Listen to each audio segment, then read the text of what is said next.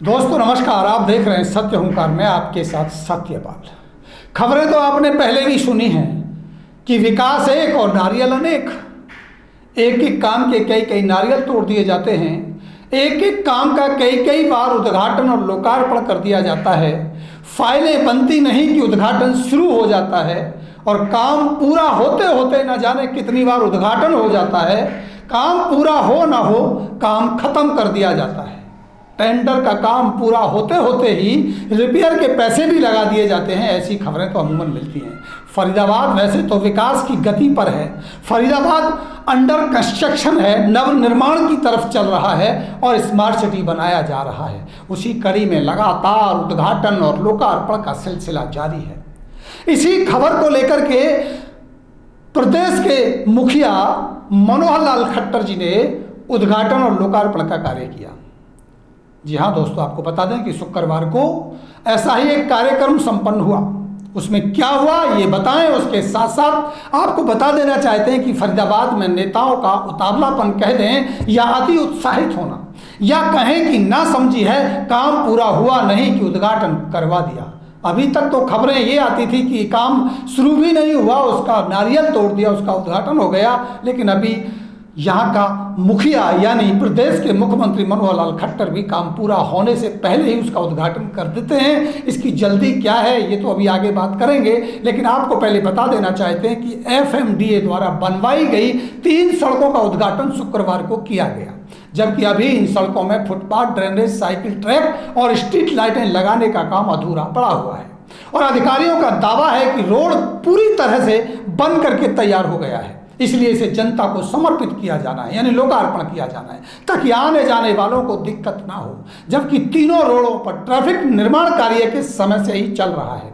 ये अच्छी बात है फरीदाबाद के अंदर कि जहाँ भी निर्माण कार्य चलता है उस काम के साथ साथ लोगों का आवागमन बना रहता है। बता दें कि मुख्यमंत्री मनोहर लाल ने शुक्रवार को गुड़गांव से वीडियो कॉन्फ्रेंसिंग के जरिए यहाँ के 4 विकास कार्यों का उद्घाटन किया और 4 विकास योजनाओं का शिलान्यास किया। इनमें FMDA द्वारा बनवाई गई 3 प्रमुख सड़क धर्मा धावा से लेकर के बाईपास कोट रोड तक, सेक्टर 15 और 16 डिवाइडिंग रोड और YMCA से बाईपास रोड शामिल है। सेक्टर 12 लघु सचिवालय में आयोजित इस कार्यक्रम में केंद्रीय राज्य मंत्री कृष्णपाल गुर्जर, विधायक सीमा त्रिखा, नरेंद्र गुप्ता और तिगांव के विधायक राजेश नागर समेत अन्य पदाधिकारी मौजूद रहे। केंद्रीय राज्य मंत्री कृष्णपाल गुर्जर ने बताया कि मुख्यमंत्री मनोहर लाल खट्टर ने फरीदाबाद में 143 करोड़ की 8 विकास परियोजनाओं का लोकार्पण और शिलान्यास किया है। इनमें से FMDA की 3 सड़क परियोजनाओं का लोकार्पण शामिल है।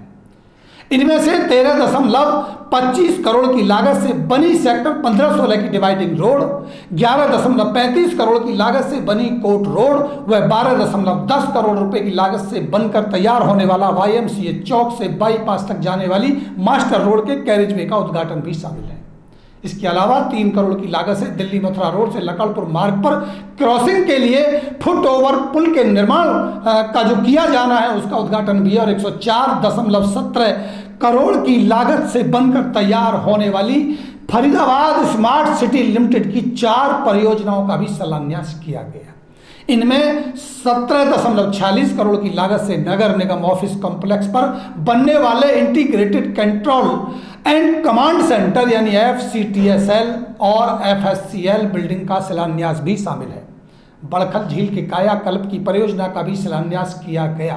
ये अलग बात है कि बड़खल को पहले भी कई तरह की योजनाएं और मिल चुकी हैं, क्योंकि बताया ये जाता है कि शहर के सारे सीवेज के पानी से बड़खल को हरा भरा करने की प्लानिंग है। और बताया ये भी गया कि 2024 में जब नरेंद्र मोदी जी का जन्मदिन मनाया जाएगा तब बड़खल झील के उस सीवेज के पानी के ऊपर एक बहुत अच्छी सी नाव चलाई जाएगी, उसको हरा भरा कर दिया जाएगा। ऐसा बयान पहले भी आ चुका है, काम चल रहा है। देखना ये होगा कि बड़खल झील का कायाकल्प होता है या नहीं। लेकिन अलग अलग परियोजनाओं और शिलान्यासों का मिलना जारी है। यही परियोजना 56.46 करोड़ की लागत से पूर्ण की जाएगी। फरीदाबाद स्मार्ट सिटी लिमिटेड द्वारा बल्लभगढ़ के सेक्टर 25 में 15 MLD का वाटर ट्रीटमेंट प्लांट का निर्माण भी किया जाएगा। इस परियोजना पर 25 करोड़ रुपए खर्च किए जाएंगे। 5.25 करोड़ की लागत से सेक्टर 21B स्थित शिवाजी पार्क और विवेकानंद पार्क का पुनर्विकास भी किया जाएगा। ये सब होगा, कुछ हो चुका है, लेकिन पूर्ण रूप से पूरा हुआ कोई काम अभी तक फरीदाबाद में हुआ नहीं है। फरीदाबाद शहर में हो रहे कामों की गुणवत्ता की तो कहने ही क्या है। टेंडर प्रक्रिया ऐसी कि काम पूरा हो ना हो ये सब छोड़ दीजिए, शुरू होने से पहले ही काम पूरा करने की तारीख निकल जाती है। पूरा होने से पहले ही काम खराब हो जाता है, रिपेयर का काम शुरू हो जाता है। बात सड़कों की करें तो फुटपाथ के साथ लगे कर्वस्टोन हो या रेलिंग टेढ़ी मेढ़ी और टूटी फूटी लगा दी जाती है। नालियां पानी से नहीं, मिट्टी और कूड़े कचरे से भर दी जाती हैं। फरीदाबाद की योजना पूरी होने से पहले ही मर जाती है। शायद यही कारण है कि मुख्यमंत्री हो या नेता शहर के नेता, नारियल तोड़ने में सबसे आगे रहते और जल्दी करते रहते हैं। सवाल सबसे बड़े यही हैं कि परियोजनाओं का भंडार इस वक्त फरीदाबाद में खुल रहा है। परियोजनाओं की पोटली फरीदाबाद में खुल रही है क्योंकि फरीदाबाद स्मार्ट सिटी की राह पर है। कहने के लिए विपक्ष आरोप लगाता है कि नालियां टूटी हैं, सड़कें टूटी हैं और फरीदाबाद के बहुत बुरे हाल हैं, लेकिन सत्ता पक्ष ये कहता है कि कहीं ना कहीं फरीदाबाद विकास की राह पर है। आने वाले समय में जब ये सारे काम पूरे हो जाएंगे तो फरीदाबाद स्मार्ट सिटी के तौर पर एक विकसित शहर के रूप में नजर आएगा और फरीदाबाद बहुत तेजी से आगे बढ़ रहा है। और यकीनन मैं गंभीरता से ये कह भी सकता हूँ कि फरीदाबाद में जितने तेजी से काम हो रहे हैं ये निश्चित रूप से स्मार्ट सिटी फरीदाबाद को और स्मार्ट बनाने में आगे बढ़ रहे हैं। चाहे भले ही बम्बई एक्सप्रेसवे की बात हो, मथुरा रोड की बात हो या स्मार्ट सिटी में आने वाले शहर के अंदर की सारे रोडों की बात हो, काम चल रहा है। लेकिन गुणवत्ता को लेकर हमारे सवाल पहले भी थे और ये हमारे सवाल अभी भी हैं। गुणवत्ता को लेकर के फरीदाबाद में सबसे निम्न स्तर का काम होता है, काम होने से पहले टूट जाता है। सारी बातें मैंने की हैं। देखना ये होगा कि जितनी परियोजनाओं का शिलान्यास मुख्यमंत्री ने किया है ये कब तक पूरी हो पाएंगी, ये वास्तविक रूप में पूरी हो पाएंगी या ये भी उसी तरह से जो अब तक होता रहा यही होकर रह जाएगा। देखना ये होगा, इस पर हमारी नज़र बनी है।